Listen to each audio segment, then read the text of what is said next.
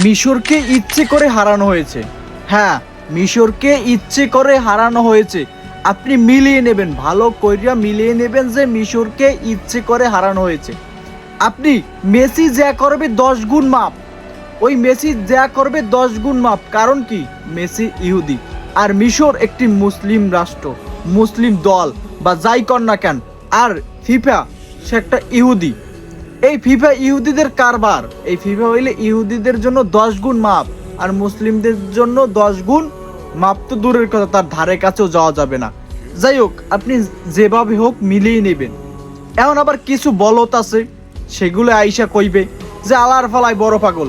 কিন্তু আসলে কি, আমরা মুসলমান হয়ে মুসলমানের পক্ষে থাকতে পারি না, যেভাবে হোক থাকতে পারি না। কিন্তু কিছু মুসলমান গালিগালাজ করতে আছে আর এক মুসলমানকে। কাদের জন্য? ইহুদিদের জন্য। যে ইহুদিরা বিভিন্নভাবে চরকা ঘুরাচ্ছে, বিভিন্নভাবে মুসলমানদের উপরে অত্যাচার করতে আছে, তাদের জন্য এক মুসলমান আর এক মুসলমান ভাইকে আমরা গালি দিচ্ছি। এক প্রকার গালি দিচ্ছি কাদের জন্য? ইহুদিদের জন্য। আপনি মিলিয়ে নেবেন, এই ফিফায় এই মুসলমানদের যেভাবে হোক তারা হারিয়ে দেবে। এই মুসলমানরা এই মিশরকে ফিফা যেভাবে হোক হারিয়ে দিয়েছে, যেভাবে হোক কলকাঠি নাড়াই হইলেও তাদেরকে হারিয়ে দিয়েছে। কিছু বলত আইসা গালিগালাজ করবে, আমার নো প্রবলেম।